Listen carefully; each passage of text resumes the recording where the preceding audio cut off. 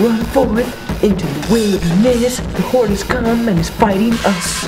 Run up the trees and shoot your bows. Fear not, they're only level 2. Damn elves, they will also die. You swing your swords and their heads begin to fly. The cannon will be spilled with the blood. When they see my D20, they will run. Then the shadows began moving north. The demon lord had finally spoken forth. Hearken demons, fear not your foe. Crush the humans like maggots under toe.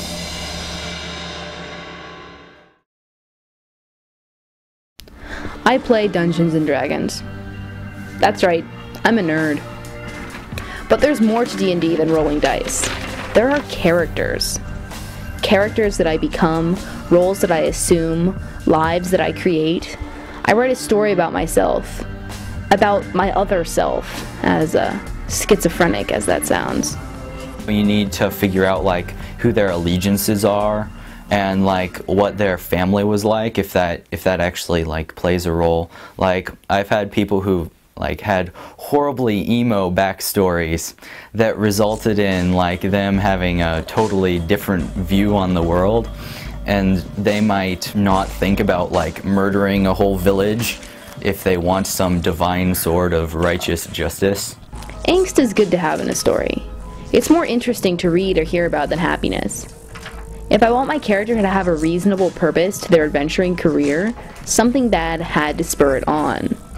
Backstories have included revenge on a childhood friend, a need to prove oneself, a quest for a lost lover, a conscription in the local militia, and a lifetime of wandering forced upon a misunderstood schizophrenic mutant.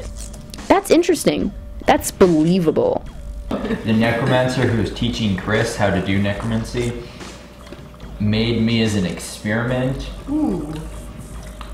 And then when I figured out that he'd killed both my parents while doing the experiment, I destroyed him and then burnt down the tower. I work even more extensively on personality.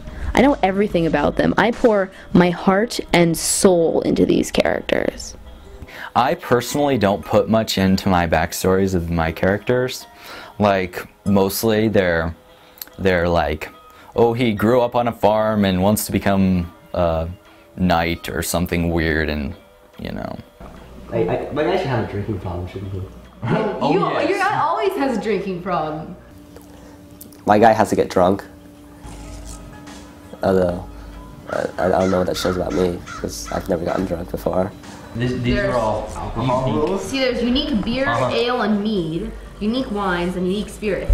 Frenzy water, Elven Moondrop, and Orphan Crab. Go for Frenzy Water. Frenzy water right here. There's really not much to say about Jim.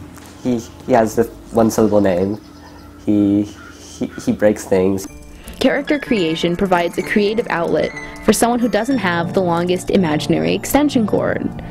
D&D provides me with an easy way to get inspiration for my stories, and at the same time, an easy way to express that inspiration. Most of what I write lies festering in the depths of my laptop's memory, where it may never see the light of day. When I play D&D, I can just tell people about my character. How you feel? Yeah. It's so cool. Everyone I play with just wants to take out the sword and cut up the rock. Oh well, you wanted, yeah, you and your like 20-page backstory, was it? I think it was 45. 45 pages of backstory. That's amazing. That's up until he's 10 years old. Yeah. Partway through working on my character's backstory, because I've never really finished, we actually launched the campaign and start playing as the characters. Back when Andy and I first started playing D&D, the only place we could play was in Andy's garage. For a D&D game, the space you play in really isn't that important to the game. I mean, the game is all in your head. As long as you have enough space to put your books, character sheets, battle grid, and food, and as long as you have a flat enough surface to roll dice, you can play there. Granted, the best gaming sites are clean, free of spiders, and generally pretty large, so people can wander around if their legs start to cramp up. For example, when my little brother's death metal band decided to practice at our house, we played at the park. But a table is usually pretty nice. This is where we originally played our first D&D campaigns. But it looks nothing like the table is gone. There used to be a table right there. Mm-hmm. I love to immerse myself in my character and become them for the 5 hours I'm playing D&D. Everything my character has to think through, I think through as they would. I make sure that I'm really being true to who the character is as a person. Oh, see, beautiful, beautiful gold pieces. I could hug you. It has no significance whatsoever other than being cool. Why should we do the, Yes, I want to kill something giant. Alright! They're just metaphors. What could happen? Roll initiative! Study this! Aim blast!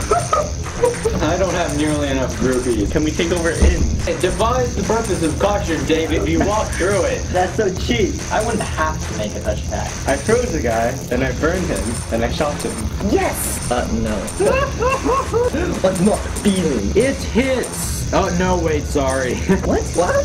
What? That hits! Okay, sweet. Thank you. Let's kill them. Let's kill them. Let's kill them. Let's kill them! You want a trap?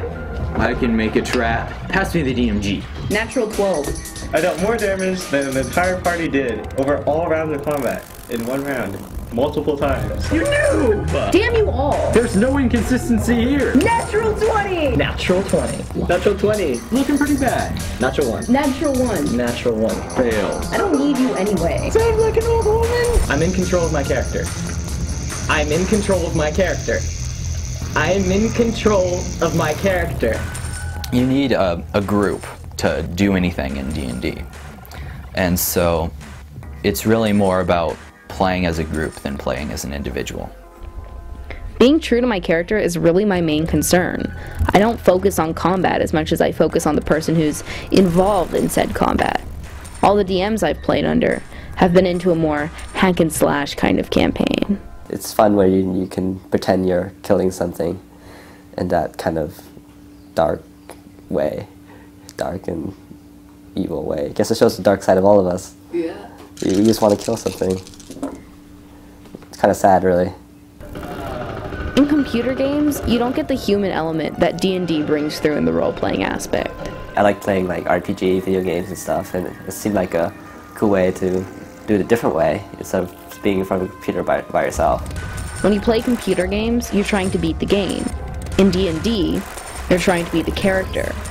This is a skill that's hard to master, and it took me until Andy's second campaign to really get a handle on it. There is something to be said for people who can drop their entire personality and assume another. This is called acting, obviously, and in D&D it's called role-playing. I play D&D to roleplay because I'm not talented enough to act properly. I can do things in D&D that I could never do in real life. In D&D, I can go up to some random guy in the street and beat him up. In reality, I hurt myself pretending to slap someone. In D&D, I can sneak into a castle stronghold and steal mountains of gold. In reality, I can't even open the door to my own house with a key. In D&D, I can save the world, talk to the gods, and fight with traitorous kings.